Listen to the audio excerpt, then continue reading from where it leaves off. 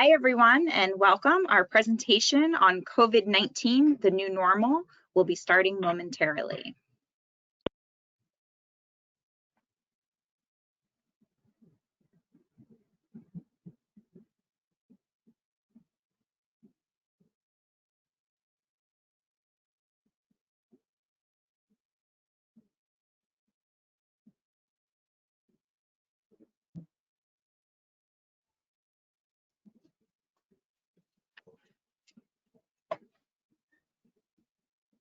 All right, thanks again, everybody, for joining us. We still have a few attendees logging in, but we want to welcome you to the June 2020 Brinka Beacon. This is a very special event today. It's a webinar here to address the best practices regarding mail center risk and business operations affected by the COVID-19 coronavirus. So thank you for attending. This session today has been sponsored by NACOMS and Brinka. Now we'd like to start off by letting you know a little bit about our panelists that we have joining us today. We're going to hear how their mail centers are handling the changes with the new pandemic coming up with the new school year. First, we have Chance Adair, and she's from the University of San Diego. And she has been with the university for 28 years in the mail center, started as a clerk and then became manager. She believes that she has the best staff, and it is them who are responsible to make the mail center function efficiently. She was the honored recipient of the NACOMS Alan Burke Manager of the Year in 2018 and is feisty and likes to question authority. In her spare time, she fosters kittens and puppies, paddled outrigger canoes, and coaches a cancer survivor dragon boat team. So welcome, Chance.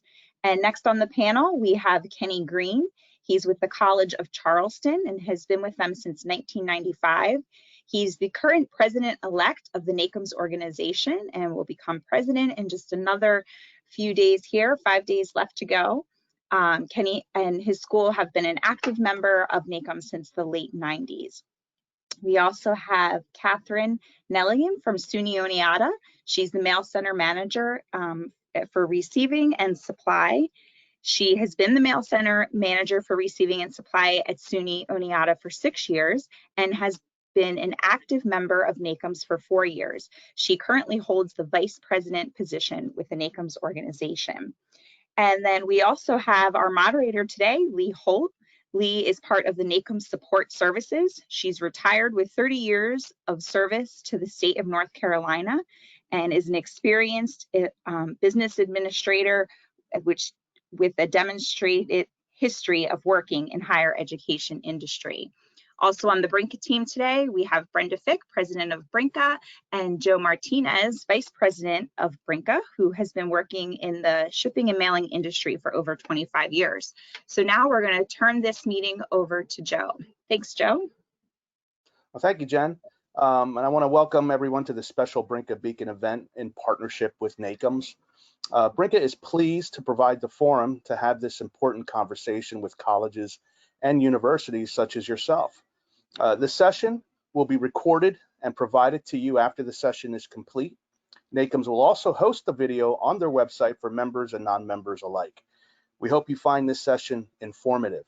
Now, I would like to introduce Lee Holt, who will be moderating the discussion today. Lee? Good afternoon, everyone from sunny North Carolina. It's nice to see you all today. Thank you for taking time out of your busy schedule. We know that you're all extremely busy as your lives have been turned upside down and topsy-turvy. Just to let you know that we will be taking this afternoon's session and also the session that was given this morning, and we will be placing them on the NACOMS website in a public place where they can be reviewed, and also the documents that some of the panelists have shared will be placed there for your so that you can access that after this is over with. So this morning we had a really good group, and we had a different set of panelists, a lot of good ideas, and I expect that to happen again this afternoon with a lot of really good ideas shared. So let's get started, Joe. So on the agenda for today, we're going to do a recap of the webinar that was presented at the very beginning of COVID in March 18th, 2020. Then we'll talk about the new normal and have our panelists discuss their operations and give you some insight into what they're planning to do for fall 2020. And then we will take time at the end of this webinar today to do questions and answers. We do have individuals who have sent in questions ahead of time.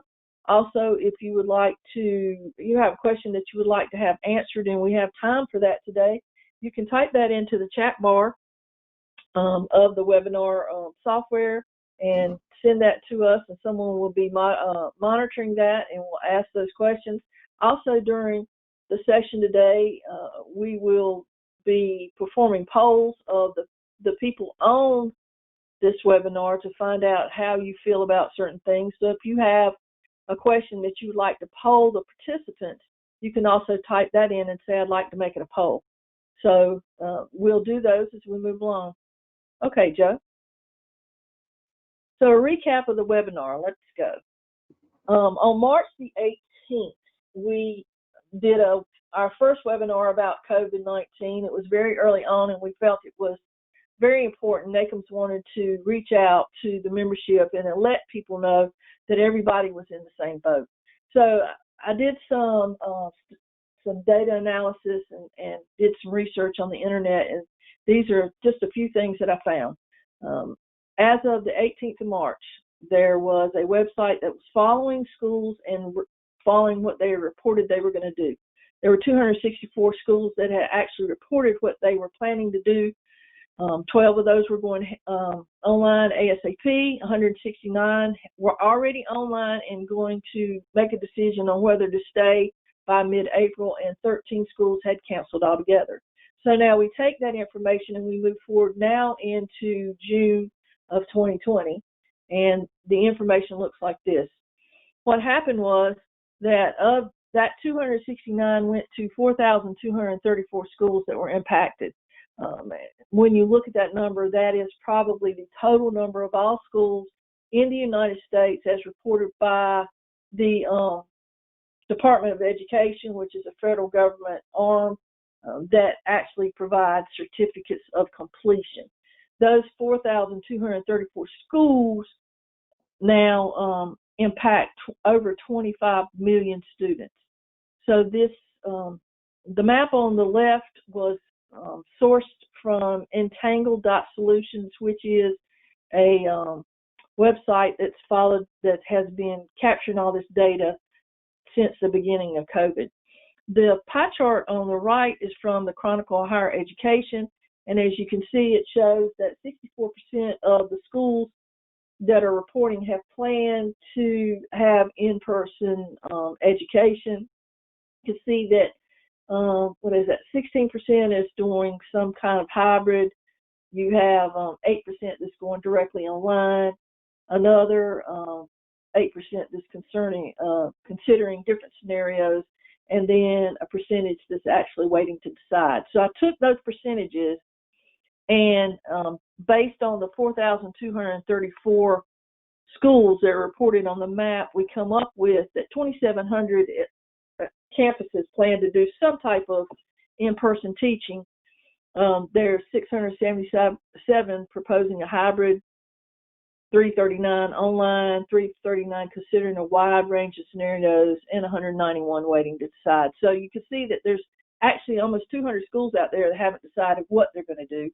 And so, as we've said many times before, this is a fluid situation. Next slide, Joe. So now we'd like to do a participant poll and ask you, based on the previous slide, what is your school's plan for the fall? So Joe's going to put up a poll, and you can participate in that by clicking on it at your computer. We'll give a couple minutes for people to fill that out. Joe will be following the percentage of people who have actually completed it, and as soon as that happens, we'll let you see the numbers.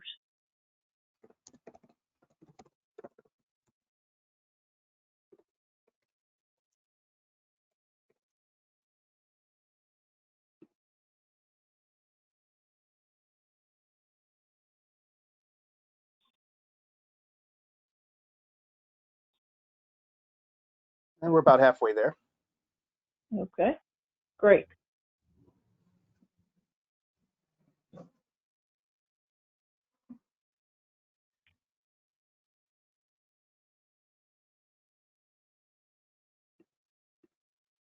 Okay, so here we go.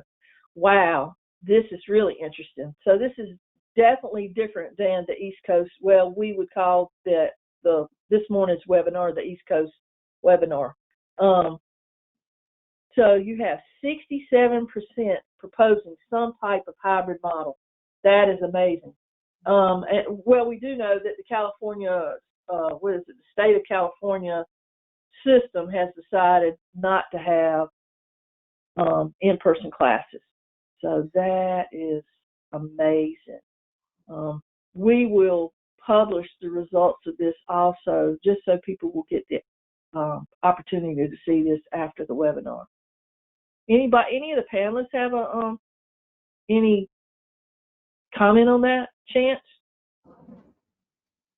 Yeah, I don't think the state of California has necessarily made its final decision based on what I've been reading, whether or not they're going to allow students to return. So I would guess that I know our university is looking at a hybrid or a various scenario situation.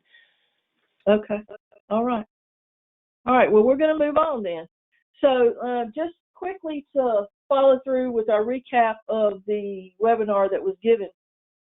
And on March the 18th, Monica Brink from Bucknell reported that everyone, of course, had been notified starting about February about COVID. On March 6th, the things started to change. Spring break was extended. Events had canceled. There were travel bans instituted, and students could apply to stay on campus.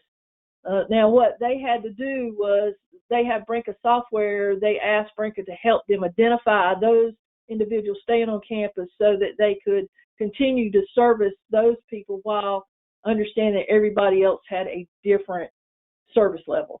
On March the 10th, their plans were developed to support students staying on campus. Next slide. So they were encouraging gloves, but masks weren't required. They extended hours for students so they could send their items home. Their students' workers weren't allowed back at all to the mail space. A lot of people used student workers, and theirs were taken away. But as soon as they addressed student mail, they had to move quickly to campus mail. They stopped their mail carriers from delivering anywhere on campus, and their plans were basically developed in a 2-week time frame with the option to continue or change at any time. Next slide. So Bucknell had to actually move their operations. In doing so, they made sure their website was continually updated and communications methods were always available. And they, one of the things that they did was they were constantly wiping down their equipment and encouraging staff to take proactive measures. Next slide. Washington University in St. Louis, Peggy Smith. So Peggy reported that on March the 11th, the decision was made not to allow students back on campus. That was it. They did not allow students to come back on campus at all. The campus was in the middle of spring break. They canceled their commencement. They have 3 student locations with about 5,000 students. All the students that had been left on campus during spring break had to be moved out in less than 7 days. Student life was gathering critical items from the dorm rooms in order to ship those out to students, like laptops and medicines and things that needed to be gotten right then. Next slide. The staff worked Saturday and Sunday to allow people to pick up items for the mail center locations that were already on campus. If you were not on campus, you could not come on campus. 400 students were given access to stay because they had nowhere to go. They would have been international students in some kind of flux that did not have a home to go to. The university made a university-wide decision to pack and ship all resident students' personal items back to their location. So again, students were not allowed back on campus at all, and they packed everything out of everyone's dorm and sent it back to them. Travel was suspended, and no person who traveled outside of a 60-mile radius could come to campus without being cleared. They have some really strict regulations going on, so it was really something that they had to work hard to obtain. All the dorms closed. Most all the personnel was sent home to work. Peggy and her staff developed forms that allowed the departments to tell them where they wanted their mail to be shipped to, because actually what Peggy's group did was take the mail, put it in a priority mail envelope, and send it to another location, someone's home, so that the mail could be taken care of.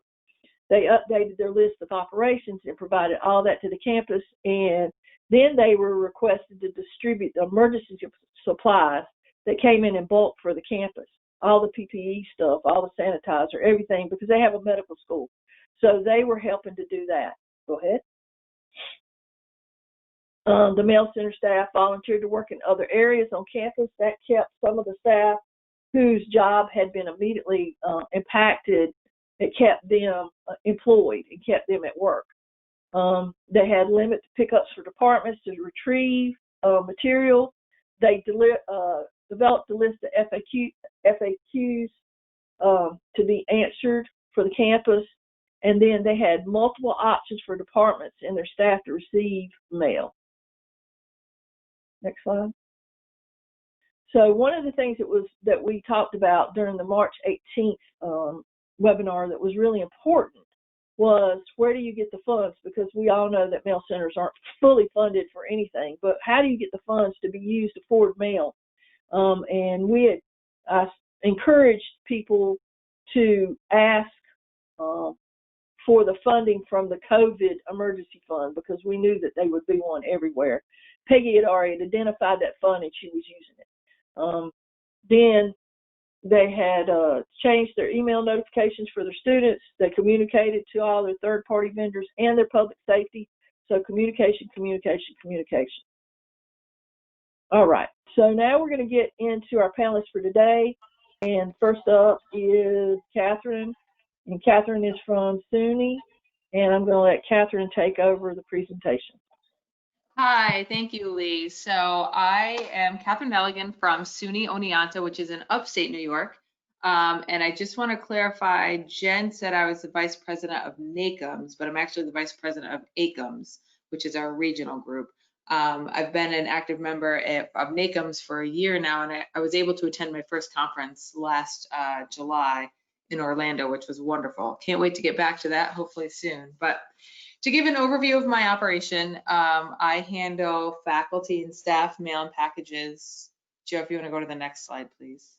I also have a student package center. We call that Dragon Express. We handle the student mail delivery, and on campus, we have about 3,500 students on campus, 6,000 undergrads total, about 1,200 employees. I have 3 full-time union employees and about 14 student employees. Right now, we are planning for the best worst case scenario. We are waiting for our governor to approve our plan, and our campus has proposed that everyone come back onto campus, but also have a mix of online and in-class instruction. So to come up with our new normal, facilities has been tasked with assessing everyone's department to see what their needs are as far as plexiglass and sanitizer and face masks. So we did a walkthrough with someone from our facilities department to prepare. And one thing now we're doing is every day everyone gets emailed a daily screening survey, which is a 4-question survey that we have to sign in to take. And 4 very simple questions, doesn't take very long at all, but that comes from our HR department. And we also are providing face masks, gloves for everyone on campus. And we're encouraging maintaining social distancing. And we also have a new daily cleaning routine where we are getting any of the high touch areas like our mail buckets, faucets, doorknobs, keyboards, our vehicles. And we do sanitize our mail room 3 times a day. We do have hand sanitizer and a disinfectant spray available in multiple areas. And again, this is something that facilities is providing with all this PPE. And they have a separate system set up where you can submit a work order just for COVID materials. So when everyone does get back on campus, it's easier for them to control. We do say only one person allowed in a delivery van when possible. If you can't have just one person, they have to wear a mask. We have to get up signage everywhere saying masks are required. So any carrier coming into our facility, they have to have a mask on. And one thing that we looked at is our traffic flow, as where we can make it one-way traffic so we don't run into people wherever possible. We have done that.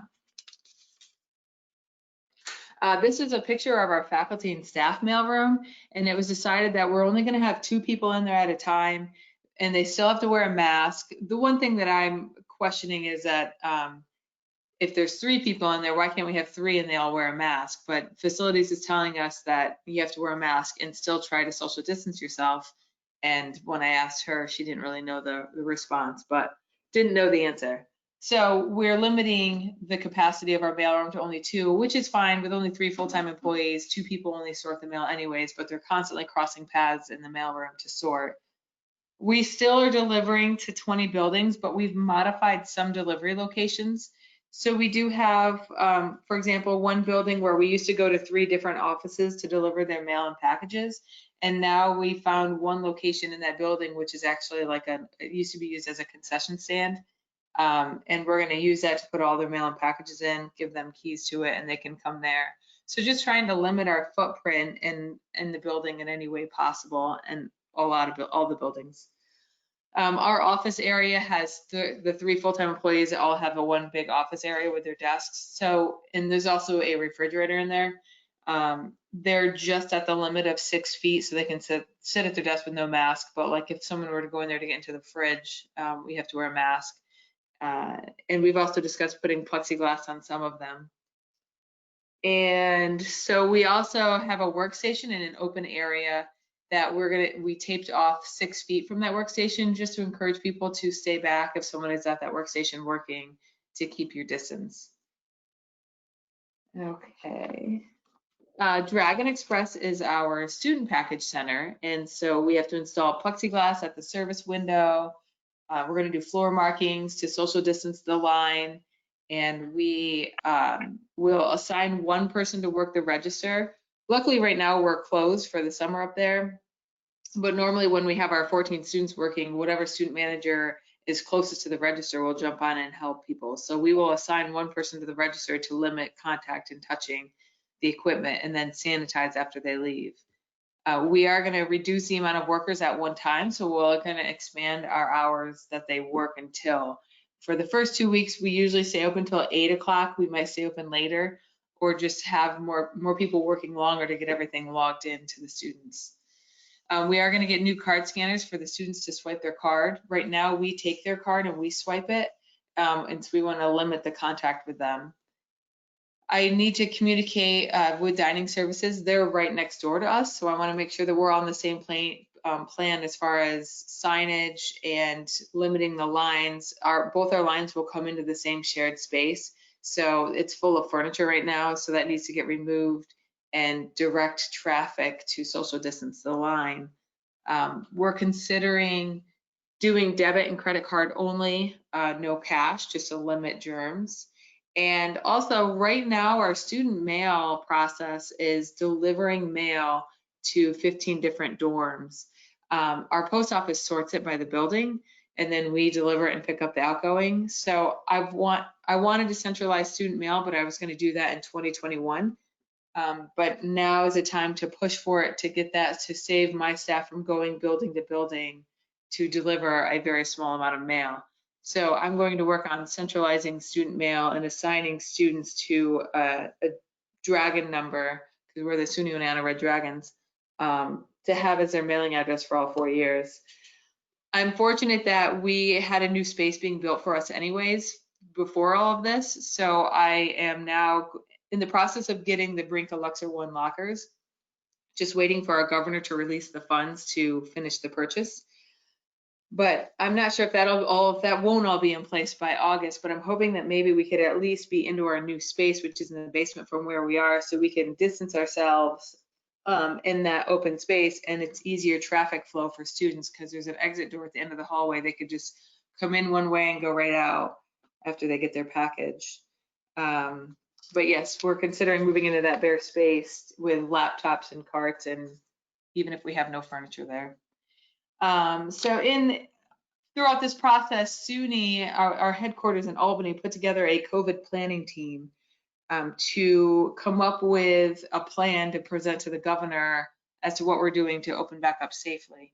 So in that planning team, there was different committees. There was event planning, there was a mailroom one, HVAC, custodial. So the mailroom committee came up with FAQs for our student mail and package process, and also the faculty and staff mail and packages, and then just a document to consider for your operation to open safely back up. They're Word documents and they're customizable, so I wanted to share them with this group, and they will be shared, I'm assuming, when the presentation is posted on the website. And that way you can upload them and have them to your website, or take a look at them just to get different ideas or things that you didn't think of. And that is all I have for an overview. Any questions? Here's my contact information, and thank you. Thank you, Catherine. That was very informative, and I appreciate you taking the time out of your busy schedule to be part of this webinar. So we will move on to Chance Dare at the University of San Diego. So Chance, you're on deck. Hi, can everybody hear me? I'm going by phone. Yes? Yes. Leah, okay. So thanks for inviting me. I appreciate that. We are on the San Diego area, so we have kind of a weather unique situation. I'm not sure, Joe, what my first slide is, so let's see what that looks like. Oh, next one. So when this all went down in February and March, we also suffered the same kind of exodus that all of the other campuses had, and I like to bring up the point to any of our campus people that during that first month, we helped to move out students to the tune of 12,755 pounds of their belongings as we shipped those out. But nevertheless, between May and June, we still sustained 3,000 inbound packages, forwarded over 400 packages, and we still metered 11,000 pieces of mail. And I extend that information to our campus colleagues so that they know that the mail center has been here since day one without any health issues. So we are receiving everything from all of our couriers, although they're not being received at our normal location, which is at a receiving dock about a quarter mile away. We are taking everything right here on campus. Since the beginning of February, I've lost 2 other staff people to other job decisions, and I was already down 1 position as of November. So we were 3 people shy, which should put us in a good labor light with our university's desire to save money. We're sorting all of the mail and packages like we normally do to all the departments, and we have asked our departments to come by and pick up their mail from us. So we have a visible door that they can see that we're hand sanitizing before we touch their mail. We're bundling it. We're putting it on the table. We step back. They can pick it up. We're not wearing gloves. I have one staff who chooses to wear gloves because it prevents him from touching his face. But we are actively and continuously using Purell. We should probably have bought stock in that. So we're constantly hand sanitizing, washing our hands, and as everybody else is, using I use the eyeglass wipes, that you normally get for glasses, and I have a bottle of alcohol, 95% proof alcohol. We spray the cloth. We wipe down any keyboards, any credit card stuff that any of our customers that are using. The lobby itself, can you take the next slide? The lobby itself, that door that normally leads to the lobby is closed. We're not taking anybody into our small lobby. Next slide. So we have the opportunity to work outside. They plucked this plastic shield down. I still have to laugh because it's outside. Anyway, it's a transaction table. We have 2 different hand sanitizing stations there. That's where we drop the mail. We work out of the inside of that. Faculty and staff have been very receptive to coming and going with their mail in this method.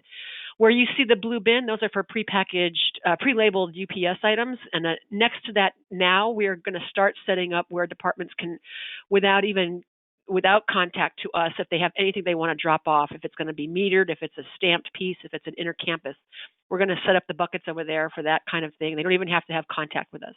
Drop it in the bucket and we pick it up and we take it inside and meter it. Next slide. Just another view of that. You can see the black marks on the sidewalk. We've already tried to set up 6-foot distancing should we get more than one department that's coming down. We've got them winding around the side of the we are, or I am, looking at what might be considered when thinking about contact. What does close contact mean? I've tried to ask that question to various AVPs and human resource people. What is close contact?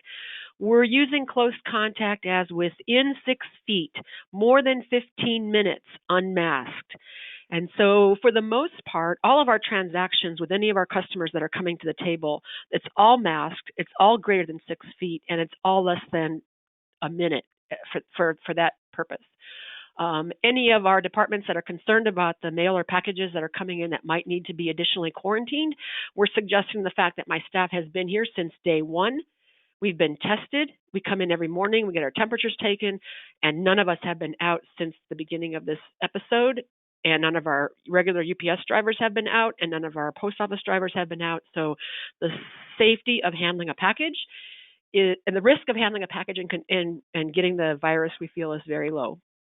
However, if they're still concerned about that, our suggestion will be, here's a pair of gloves, go ahead and open your box, leave the box here. Here's a mail tub, take your belongings and bring the tub back when you come back next time. So we're going to offer different opportunities for them. Next slide. The state and county has required that we follow certain protocols and that those protocols and the order that was executed by the governor be visible for anybody who comes up to the campus to know what kind of precautions we're taking. So the one that's marked with green, we've checked off all of the protocols that we're following.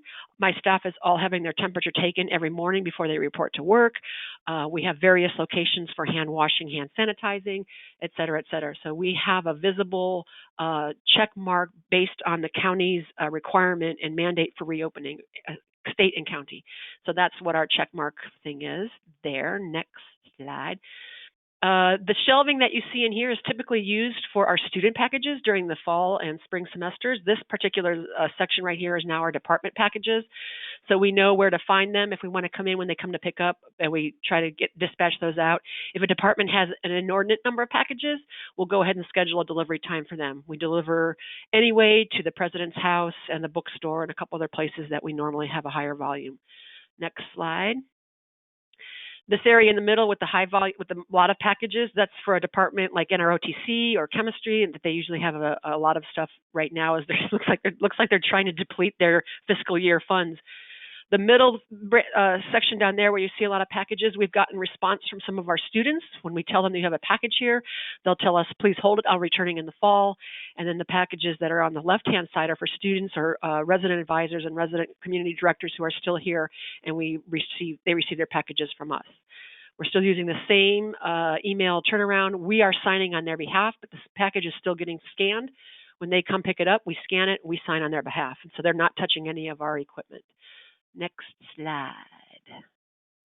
The slide on the right is our cashier situation in the lobby. So if we do have to, we weigh something up for somebody who's outside, they want to make a payment, we bring them inside.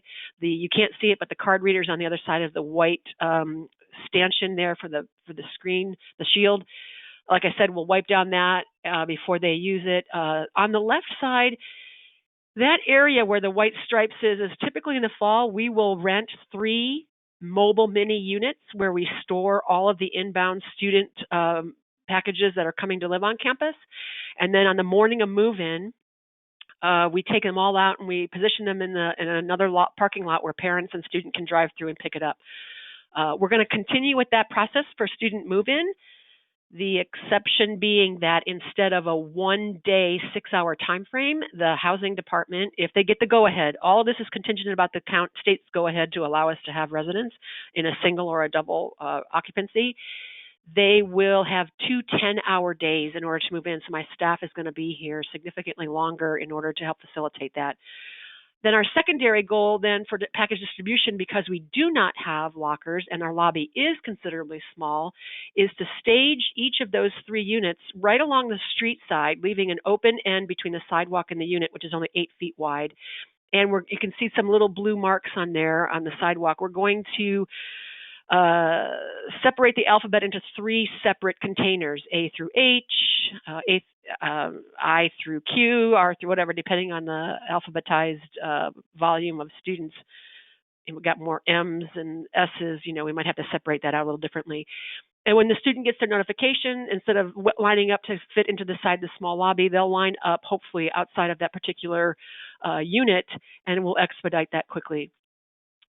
So that's one of our goals. We hope to be able to sustain the outdoor pickup and drop off by the departments, at least for the first 2 months, while we help facilitate the student package retrieval. And what's in my next slide? That might be the end of my thing. And there we go. So that's kind of a nutshell, what we have done, what we're looking forward and hoping to do based on what we have within our resources. I get 4 federal work study student resources at this point, and I don't believe where I have a hiring freeze. I don't believe I can refill my positions right now. We have trained copy personnel. They have 3 people over there. We've trained them. Minor information on the meter. They know how to hand out packages. They know how to sort mail. So in the event that we need to bring some people in, we have had some of those folks cross-train with us. That's what I got. Thank you. All right. Thank you, Chance. And, it's a good thing that you have the outside as part of your business, huh? So, yeah, we're very fortunate with that. Yeah, a lot of us would love to have had that or would have that in the south and the east as we are in this weather pattern. That would last about 3 or 4 hours without somebody getting wet, so we couldn't do that. But thank you for taking your time and being a part of this webinar. All right, Mr. Green, you're up. Next up is Kenneth Green with the College of Charleston. He's currently the incoming president of NACMS. He will take over that position on July the 1st. So good luck, buddy, and it's on you. Thank you, Lee. Good evening, everyone. I bring you greetings from the sunny state of South Carolina, the Palmetto State. It is hard to believe that we are now 90+ days into COVID-19. And just to kind of give you a kind of idea of what South Carolina looks at with the COVID-19, we're right around 29,000 confirmed cases of COVID-19, and yesterday spiked our highest number of confirmed cases with about 1,284. So, Joe, we're going to move on into my first slide. Next one. So again, like I said, we're 90 days into this. So on the 25th of March, we decided that we were no longer going to be delivering departmental mail to faculty and staff, just because we wanted to minimize the contact of my workers to the general public or to the faculty and staff. So we decided to set up a process where all of our faculty and staff would be able to get their mail contactlessly from us, which was a Parcel Locker. So we sent out a correspondent to the community for the campus to let them know that we will be assigning them a Parcel Locker, and we would ask that only one departmental member be the person who's in charge to pick up their mail. However, that does not mean that you couldn't share that PIN number with that faculty or staff member to pick up your items from the Parcel Locker. Get the next slide for me, please. All right, so in the very beginning, my team consists of 10 members, and I started to think outside the box is what would happen if we had one confirmed case in my office? How would this impact my operation? And the answer I got was there's nothing we could do. We would have to totally shut down our facility. All 10 of us would have to be self-quarantined for 14 days before we are able to even come back to work. And as well as you and I know, in my case, I didn't realize I became an essential worker until COVID-19. Prior to this, we were not considered an essential worker. So now we had to start thinking a little bit differently. So we came up with a plan to do a 3-on, 3-off. And what I mean by 3-on, 3-off, I mean they would work in the office 3 days and then work remotely from home the following 3 days, which worked out well. So 3 people came in the office. Let's just give an example, Monday, Tuesday, and Wednesday. And those 3 people who were not assigned to come to the office would work remotely Monday, Tuesday, and Wednesday from their place of residence. And when they're not working remotely, our HR department was able to provide us very positive ways of trying to enhance curve or I would say to keep the mind stimulated on projects and other things to sharpen your skills. So they worked with LinkedIn to have some training done. And our Dare Oaks department also has some training and also has some good counseling sessions with dealing with internal and external things related to work. My guys also attended a PCC lunch and learning event where they were able to take advantage of an online classes offered by our local PCC. And then also, we do have passports, so some of my guys were able to continue their requirements for passport recertification. So those are kind of things that they were able to do to work remotely. And also the people that work remotely, they were mainly responsible for, sorry about that, they were mainly responsible for answering all of the emails that came in through the inbox. Next slide. So again, with the campus delivery, we suspended it. We turned our sorry about that. We turned our student parcel lockers into departmental locker usage. It was a nice feature that was added onto our locker bank system. So basically, we converted our Cooper locker bank and 109 locker doors were designated for departmental. Each department was given a unique PIN number, and that PIN number does not change. They had 24/7 access to be able to come and get their items from the locker at their own convenience. And department assigned contact email whenever something was available. So every time we place an item into a parcel locker, they were getting a notification. And one of the things that was really nice about this is that departments can leave all their outgoing mail into the locker banks. So they, again, did not have to interact with us at all. So we were all looking at ways of where we can make it possible for people to have contactless with faculty and staff. And then we also collaborated with our copy center. So they were given 4 locker bank doors where they can drop off copy materials that was ran by the copy center. They can pick up individually instead of going into the departmental locker banks. Next slide, please. As far as cleaning is concerned, all our locker doors, our keypads, the lobby are cleaned every day by our private ABM management company who's in charge of keeping up the majority of our buildings on campus. In between that, our office disinfected the lobby doors, etc., the keys, the table, the keypads to the kiosk machine, the tables, the doors, at least once a day. We wanted to make sure anything that was touched by a human that could possibly transmit any type of droplets or any type of thing from the human being be wiped off every day to reduce the possibility of someone being able to come in contact with COVID-19. And then we also was able to borrow a hand sanitizer station from our campus housing center.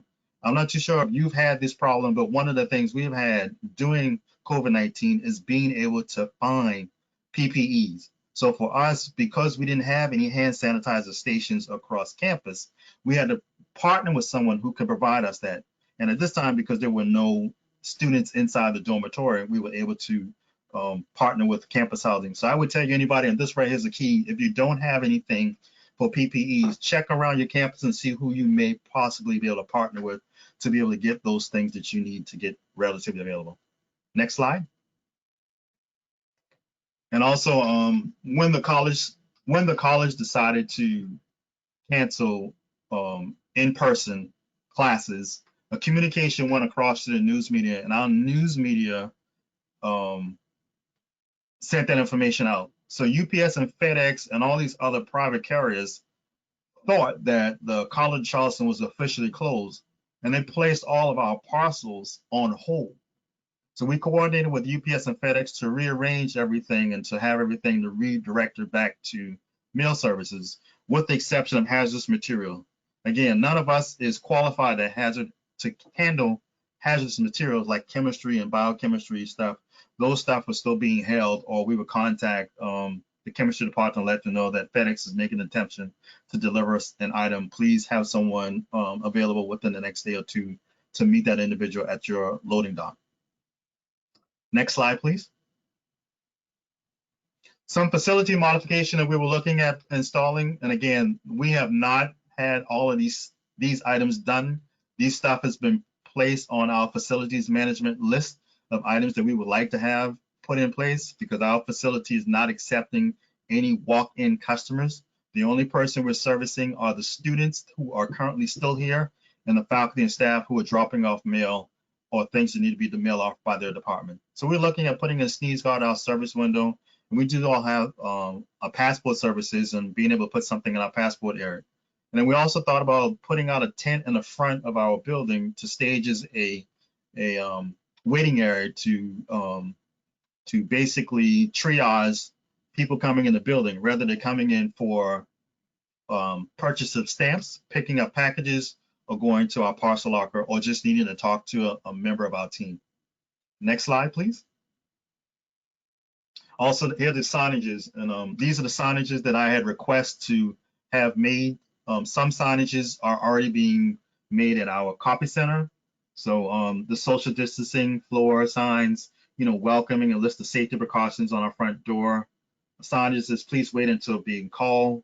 Putting indicators on the line, the social indicators on the floor for 6 feet spacing, and possibly doing one-way pass signage. And our office is kind of small, so we're trying to find a way how we can make sure we don't cross that 6 feet spacing between coming and going. So there are 2 exits, but we still haven't figured out how we can make them exit the building safely.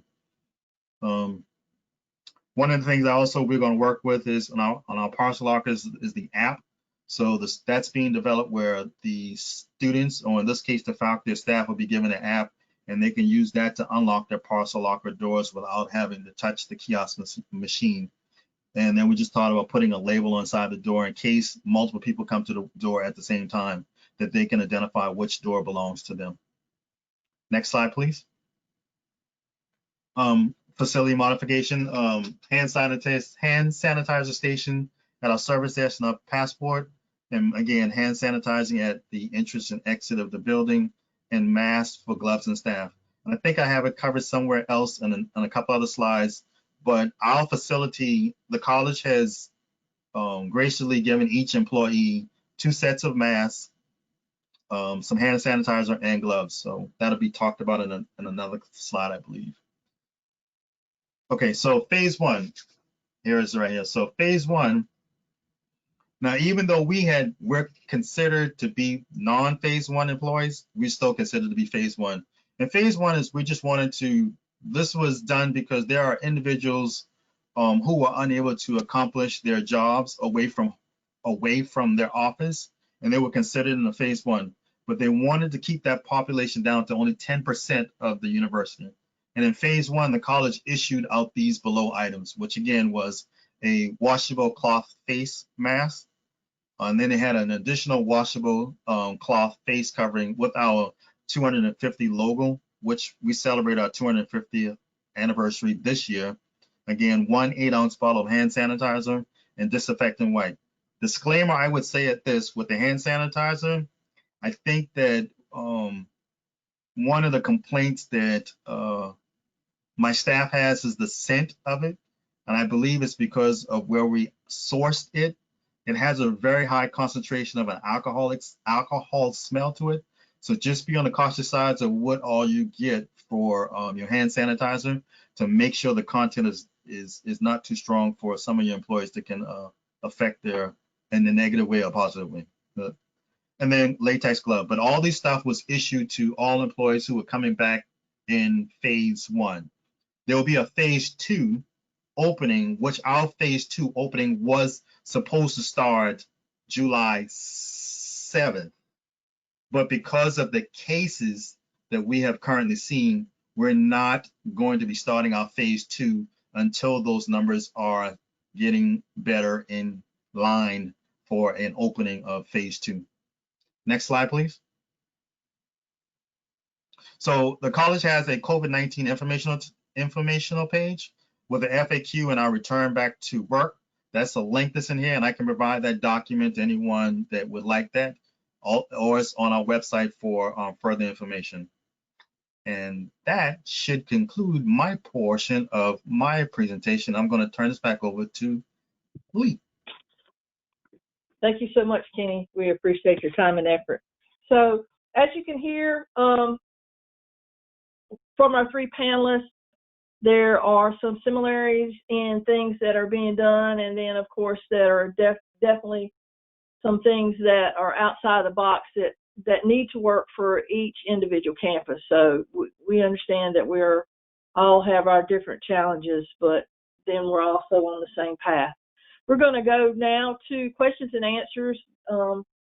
We have, during the registration process, people ask questions, and so I have asked the panelists which questions they would like to address, and we will go from there. So question number one, how are you enforcing rules and regulations that your institution has put in place? Chance, would you like to give us some input about what you are doing?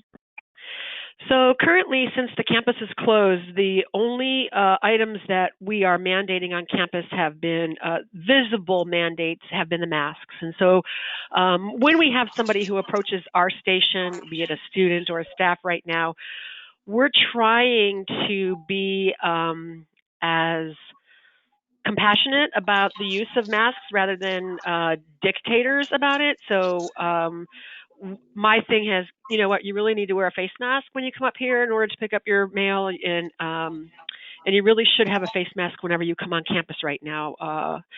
Sooner than later, we're going to be citing people because of the recommendation. So we're kind of setting that, oh yeah, sorry, they pull up their shirt, whatever, I'm like, yeah, that doesn't really count.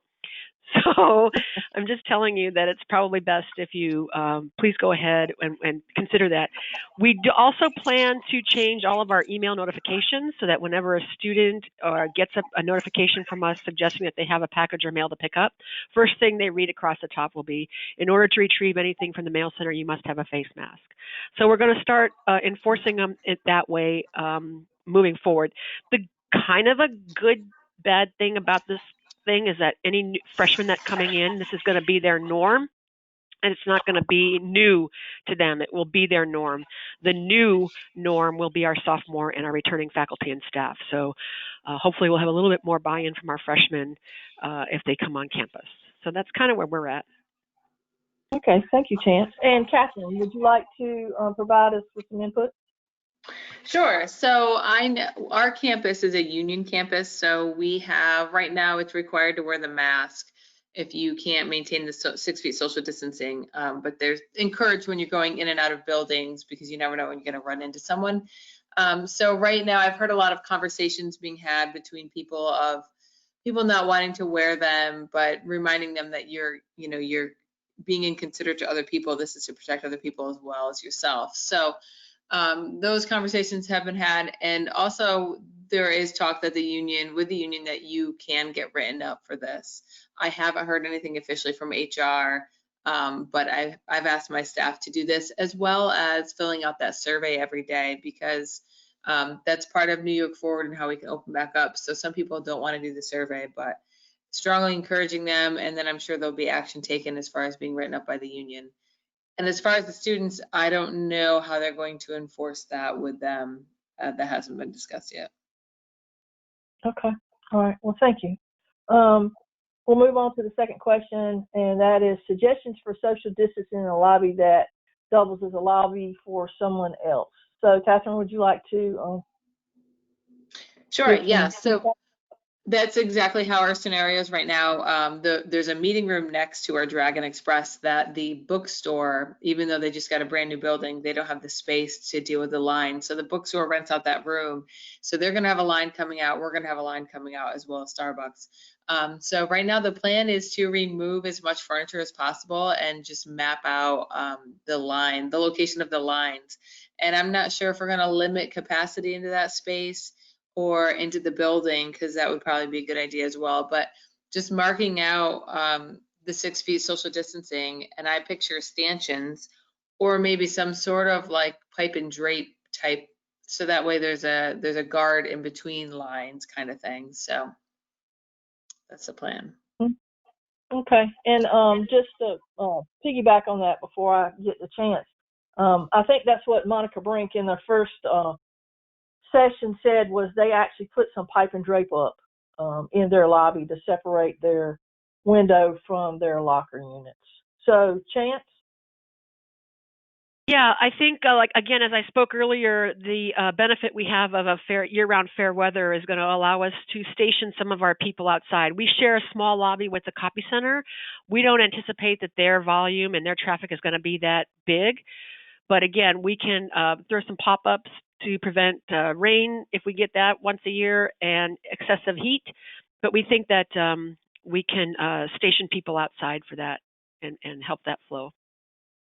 Okay. Also, the pipe and drape is a good idea. We might have to set that up as well, between where we can't like if there's a side-by-side line and we can't maintain a 6 foot there, we can do a front and back 6 foot.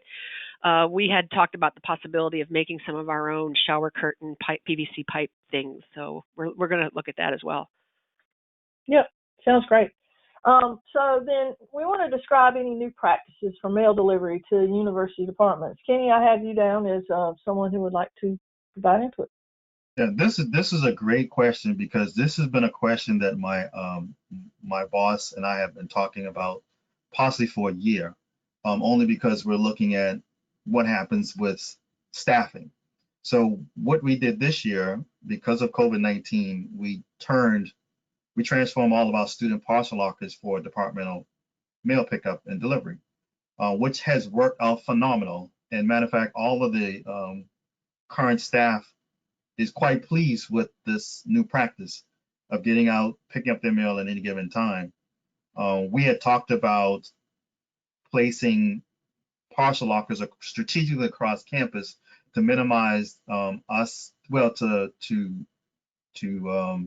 just have an opportunity for us to not deliver to multiple buildings, just to consolidate to one area, so we were able to accommodate all of the deliveries. So I think this conversation, because of COVID-19, I'm sure the senior administration will be reviewing this, the thought of placing more parcel lockers across campus for departmental pickup and delivery of packages. So it's worked out wonderful for us for that. So this, like I said, the staff is enjoying it. Right. Okay. And Chance, do you have any comment on that? Yeah, like I said, our staff, because it was drastically reduced, we went ahead and asked our departments to come pick up. I had a workshop yesterday. I had about, 27 people show up currently picking up their mail here, and I asked them if they would provide me with some pros and cons, what they thought about that particular style, as I was hoping that we could enlist their buy-in as we moved into the fall for at least through October. And based on that feedback that I got from them, everybody certainly appreciate the opportunity to pick up. They were willing to help us. They knew the need for us to be attentive to the students' package distribution. So I think that we will as well sustain the department pickup. I think the tweak that we're going to make to that is that we're going to offer them a window of time based on what their normal delivery schedule would have been had we been delivering. We have 88 deliveries. We start at 1 o'clock. The first 5-10 deliveries, your window of pickup will be between 1 and 1:30, et cetera. That way we can have their mail available and ready for them at the staging place, and we don't have to bundle and go out and get it. It'll be there. They'll sign a sheet, pick it up, off they go. We're still working on how we're going to get accountability for who's picking up the mail and accountability for who's going to be taking the packages, because we're going to scan them, but we want to make sure that we know who's taking them. So I believe we as well have the buy-in on the departments coming down to pick up the mail. We just don't have the luxury of lockers. They'll just have to do it through an outside racking system. Right. Okay. Lee, go ahead. Back on what Chance just said, because it just sparked my mind with a thought. So the one of the beauties of it is I can see on the back side of my software, I can see when the door was being accessed at all times. So I know when that door opens and closes at any given time. And then also my staff is scanning that item into a parcel locker. So that's my secondary form of identification of an item being placed into locker. So we have the control to see what's going on and what's being placed in a locker. The only problem I'm having now is this is just a temporary solution because this was designated for students only. So when students come back in the fall, we're going to have to go back to desktop delivery, or they're going to actually place these items across campus. But Right. once students come back, that has completely stopped. Right. So, and just for those of you who didn't have the luxury of attending the AM webinar, Paula Atkins from Cedarville, she was on that webinar, and they are using their package tracking software to schedule pickup. And that's for students, but it could be done for departments also. And so she has some screenshots that the person provided her, and those will be added to the website also. So all that documentation and all these conversations will be on the NACM's website in a place that's public after this. So good conversation, good conversation. So how are schools handling student mail? I think we've kind of talked about that. Does anybody want to touch on that again, that you feel like you haven't responded to that question? We're go ahead. I'm sorry. This is Kenny. We're notifying the students whenever they have a package to come in, and then they make that decision on A, are they going to have it rerouted to them, or B, returned to sender. And there's been some students is asking us that we wouldn't mind holding their parcels until the fall, depending on what it was that they received. And everything else has been forwarded on to their all of their letter mail has been forwarded on to their home address per USPS standard. When we return in the fall, we have the same scanning system where once the package tracking number has been scanned, it sends an email out to the students suggesting that it's ready for pickup. The problem that we have had in the past is that we have a similar system that's designated for letter mail because we have no individual mailboxes. We scan letters under the same concept as a package, only the subject line says letter ready for pickup. 90% of our students don't respond to the letter ready for pickup, and so we're stuck with a lot of mail and constantly reminding them. So we usually have those in a quote-unquote virtual mailbox situation, but it's different than everybody else has it. We have a fake mailbox that's behind the service counter. We turn around, we grab the letter, and we hand it to them over the counter. Considering that we're going to reduce the counter lobby access, we're thinking about taking within those 3 units that we have the packages designated to, we're going to put trays of mail based on their last name, and if they come to the unit and they have a letter, we can pull that mail out of that. Or if we notice they have letter mail and a package, we can grab that letter mail because they typically don't remember it. This is also, we have a secondary scan for ballots. You have a ballot here, you have a perishable here, you have flowers that are already dead here because we try to reach you 3 times. So we have various scans available to the students to let them know what it is that we actually have. But I think our letter mail has been the biggest problem for us ongoing. Okay. And so then we'll go to the next question, which is somebody wants to know which is safer, an individual mailbox or high density, knowing that a lot of people that had individual mailboxes who wanted parcel lockers had to give up their space of their mailboxes for the parcel lockers and went to high density virtual mailboxes. Chance, would you like to just talk about what you would deem safer, individual mailbox or a high density virtual folder? When we had the individual mailboxes 8 years ago, my staff they were backloading mailboxes. Some of them were front loading. We got out there, we closed down the lobby, we threw the mail, we locked up everything, we walked away from it, and the customer came up at their leisure and collected the mail, and there was nobody there. For me, that's like as close to contactless as you could get. Currently, with the high density, you are standing there, arm's distance away. In my mind, based on what we're using, I'm turning around, grabbing the piece of mail, and I'm handing it to them. And there's that immediate face-to-face contact consideration. So for me, I would consider an individual mailbox less risk than the virtual high-density ones where you're just standing there pulling it out of a folder, pulling it out of a whatever, and handing it to the student. So if we had the opportunity for lockers or individual boxes, I would have welcomed that over the high density. At least I know that I don't have to worry about it accumulating in my space. It's accumulating in their mailbox. That's my humble opinion. Yeah. Kenny? I want to say ditto on everything Chance just said. We got away from the individual mailboxes approximately 3 years ago, and that was based on a recommendation from the student population. They were more inclined, they didn't use their traditional mailboxes to get letter mail, and half of them were actually disappointed every time they came to the locker bank and they didn't have anything to pick up. Now, hindsight, during the COVID-19, again, Chance, you are correct. The individual mailbox is the most safest way that you can minimize the risk of interacting with a human being. Our plans are to commingle, will have their letter mail and their parcels put together in our virtual, in our locker banks to help expedite that mail pickup. So we're hoping that by combining these two, which is an extra effort, it will still help minimize the contact we have with an individual. Yeah, because typically your letter mail and your package mail don't arrive at the same time. You might get a letter, think the package is still out there, but like you said, you can read out the back whether or not that person has picked it up. That's something that we're also going to consider, is combining the two. Yep. Yeah, and I was just going to say, I wanted to, the argument is extra effort.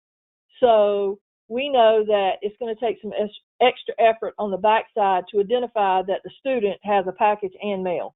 But I'm sure that the software vendors and however you can do it, maybe you can run a report that, once or twice a day where it commingles stuff and tells you where it's at. I don't know, but I would be looking into those things. And then also using that argument when at some point all of our schools are going to do what's called a lessons learned. And those lessons learned are going to go like this. You're not going to be in the room. The administration is going to be talking, and they're going to be talking about what lessons did they learn during COVID and how they can move forward and how they can be more efficient. And they're going to go down through departments, and they're going to talk about departments. And they're going to go to certain departments that worked at half staff that continue to provide the service that they provided at full staff. And they're going to say, we probably could save some money right here because the mail center worked at half staff, but they still continue to do blah, X, Y, and Z. And people who don't have understanding of your operation and the cyclical nature of mail and packages will now be trying to make intellectual decisions about your labor force. So then you need to be able to speak intelligently on, if you want us to do this, it's going to take extra effort over here in order to be more aware of social distancing over here. So just keep those things in mind. Start writing those notes and keeping those notes. Okay? Describe any safety measures for packages delivered by outside vendors. Who wants to take that? I'm going to. Oh, right. Who's that? Somebody got it already? No, go ahead. So my argument is all of our current outside vendors have been tasked the same by their companies, FedEx Express, UPS, Post Office, the same measurements in California in order to be open. They have to be screened. They answer the questions. They're taking their temperatures. They're wearing masks. They're showing up with masks. And my consideration to any individual who questions the safety and security or sanitation of our packages is that I've had the same UPS driver since the beginning of February. My staff has been in here daily since the beginning of February. We've been tested, we've handled packages, et cetera, and therefore we find that any COVID-related incidents are considerably low risk on packages, and we're taking the necessary safety protocols individually by hand sanitizing in order to prevent that. So my vendors coming on campus have to wear a mask. We respond to them with masks, et cetera. So that's my Okay.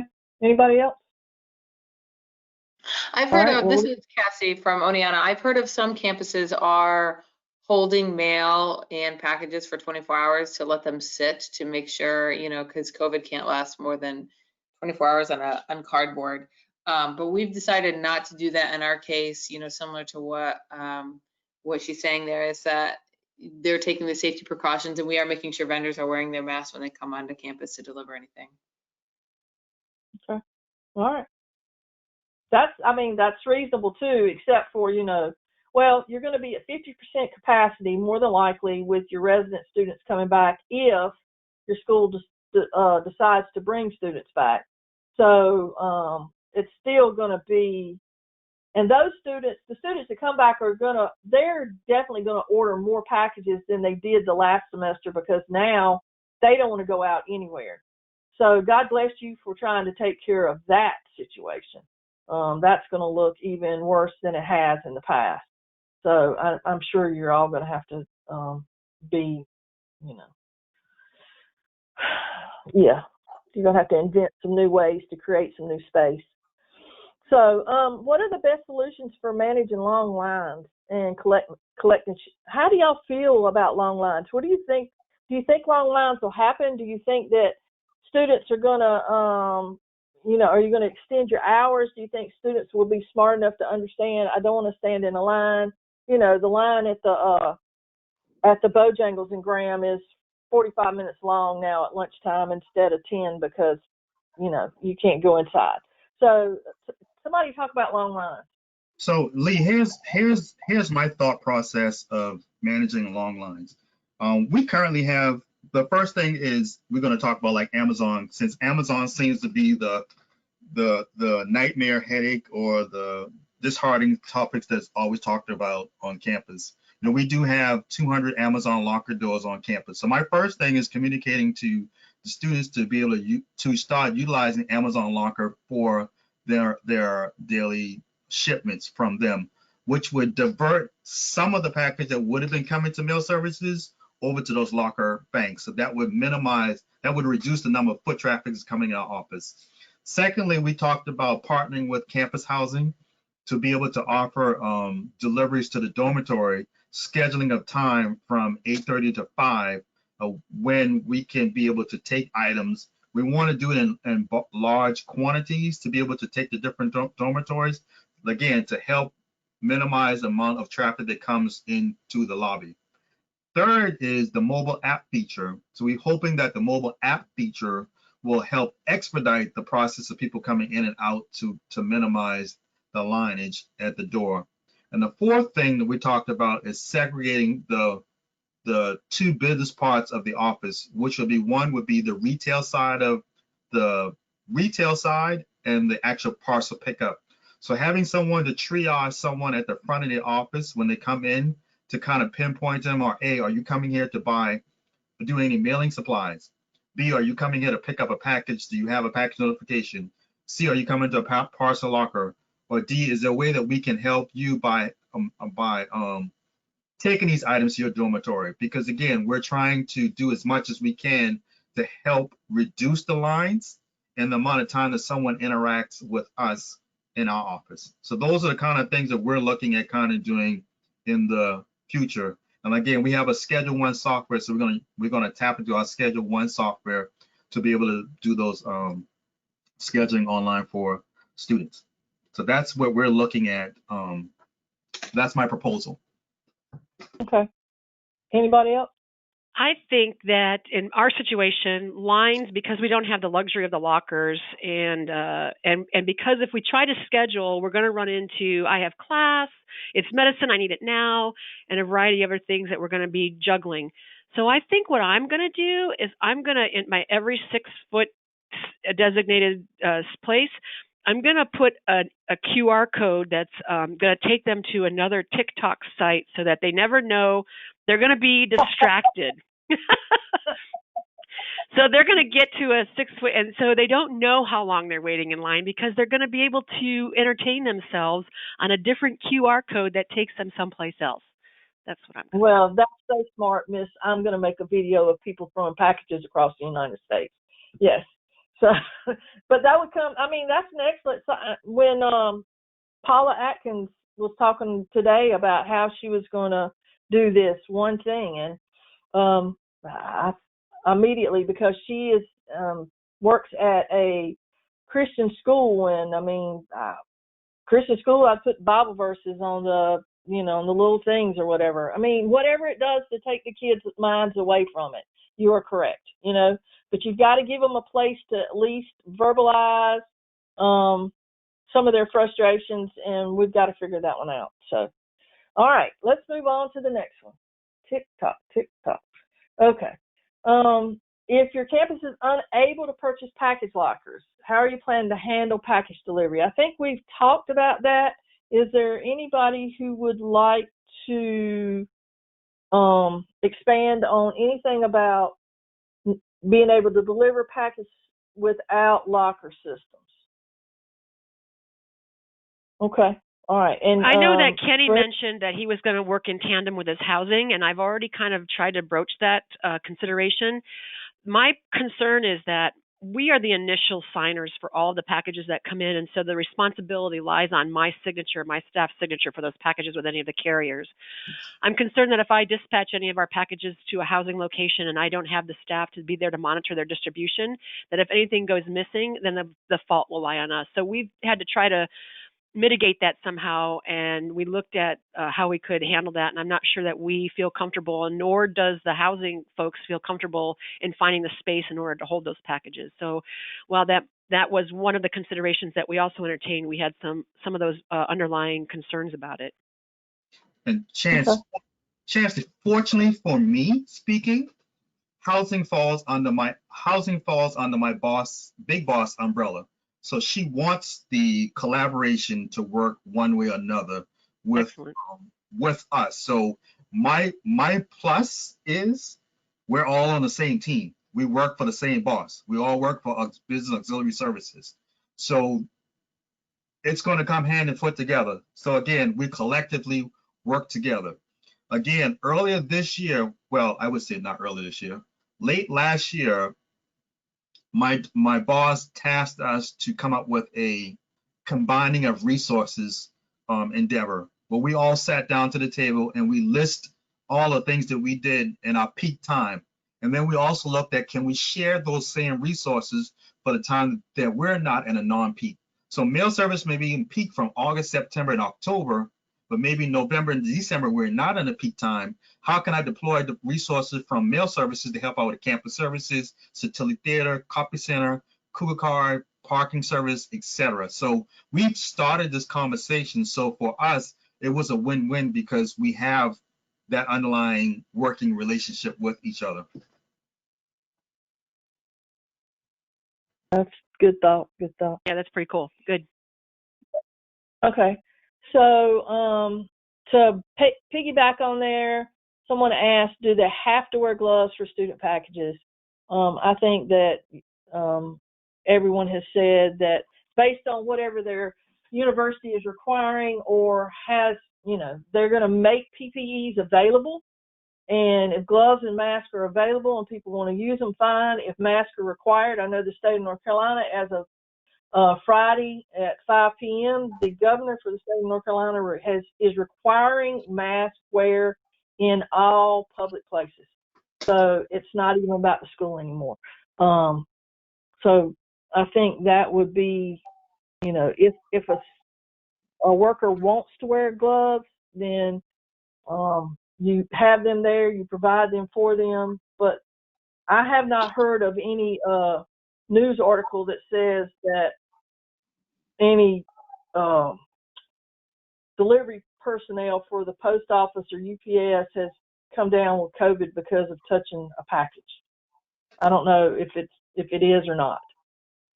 So Lee, I can also piggyback because we found out in the state of in Columbia, they just passed that same ordinance and they're making it a they're fining people $25 for not wearing their masks, and it's I think that ordinance goes in effect for 60 days, and it starts tomorrow at 8 a.m.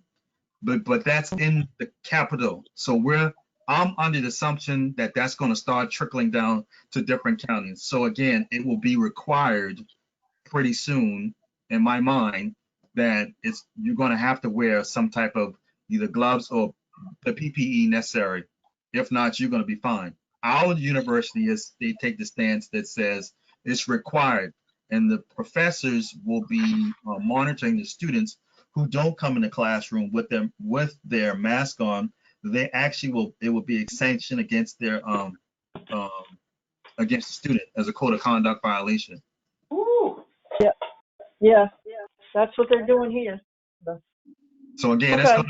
it's going to be a point where it's not even going to be a question, depending on where you're at. It's going to be required. Right. Okay, well, we're getting to the end of our webinar. We have one more question. We have about 10 minutes, so we'll take this question, and then if anybody has submitted any, Joe, be ready to go after we get finished. So what, if any, plans are being made to help support student voters who have registered with their on-campus address that are being affected by the school's reopening plan? So we have heard this question from more than one campus, and Kenny, I'm going to let you speak to solution. Yeah, so we've heard this question from several different campuses, and interesting, the Postal Services has contacted me on finding a way for NACMs to work together to help with a solution or a process that we can pass out to our members on how we're going to handle the voter registration. So be on the lookout. We're going to be putting together another webinar soon that will discuss this in greater details on how you can accomplish this for voter registration prior to, it's going to be in July. So like I said, be on the lookout for a notification from mail services, from NACMs, to talk in greater details about it.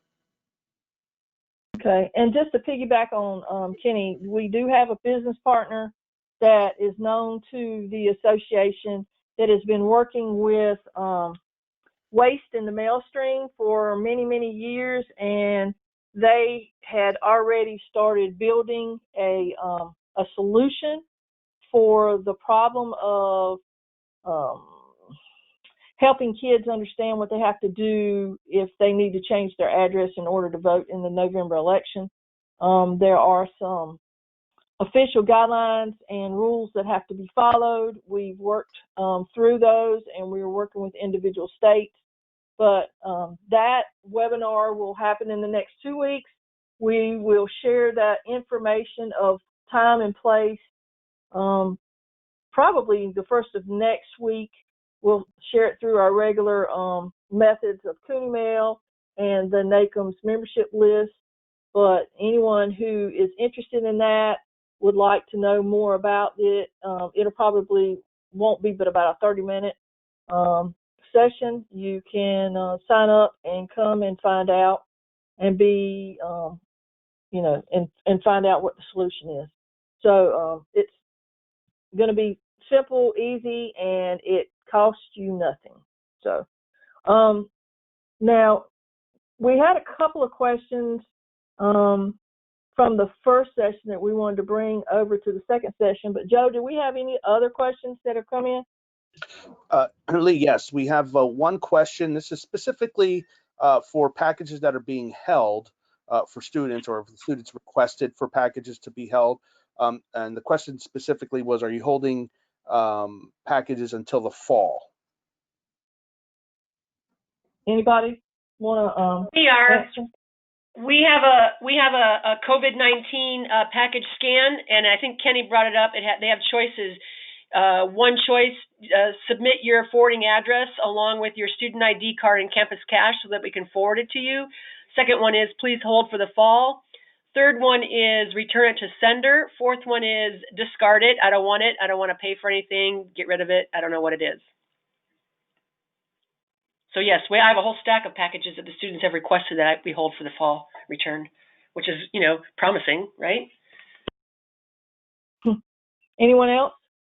And I also would say that your university should have a COVID-19 fund that you can tap into to cover those expenses. We, because our students left spring break week, we didn't penalize the students. We sent everything back out under that COVID-19 expense of all their packages that was here at Mail Services. Now, we capped it off at a certain time that we said you should have gotten everything together, but we didn't want to hold them to something that was not, they had no control over the COVID-19. So they didn't realize that when they were leaving in the fall and the spring that they would not be coming back. So again, we sent off a great number of packages under our COVID-19 expense. All right. And Just a quick follow-up to that last question and answer but are you charging the student to forward the package?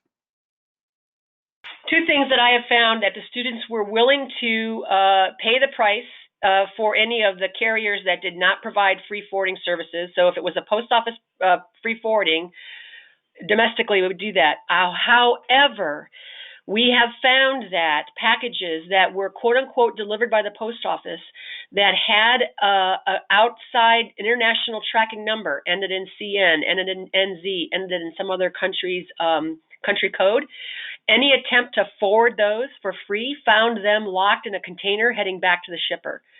So we could not forward our internationally shipped packages. We had to suggest to the students they have them reshipped. This is where we found that they decided, I don't really need it. I ordered it. I forgot to change my address. I'll get it when I show up back in the fall. But I had a huge conversation with my business rep at the post office, asking them why my packages were being returned to the sender when they were delivered by the post office, even though they had international tracking. So we had that issue that we had to suspend. But again, Kenny, we didn't have a COVID fund at our university that they made me aware of. But our students went ahead and accepted the payments to have their packages forwarded to their address.